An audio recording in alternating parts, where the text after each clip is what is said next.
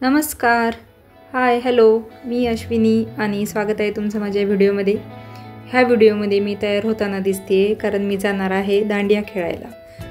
हा जो प्रोग्राम होता हा नवरात्र सुरू होण्याचे एक दिवस अगोदरच आयोजित केलेला होता, म्हणजे त्याचा हा प्रॅक्टिस सेशन होता. त्यामुळे मी असं थोडंसं छानपैकी आवरून ह्या प्रोग्रामला गेले होते.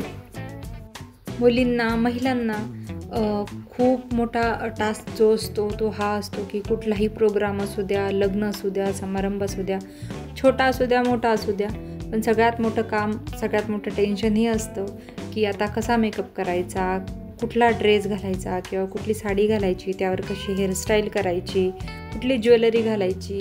म्हणजे हे छोटे छोटे जरी वाटत असले प्रश्न तरी हे बायकांनाच माहिती असतं की हे किती मोठं टेन्शन आहे. आणि मी आता असा घातलेला आहे हा घागरा. कसा दिसतोय? छान दिसतोय ना. आणि त्यावर ही ज्वेलरी घातली.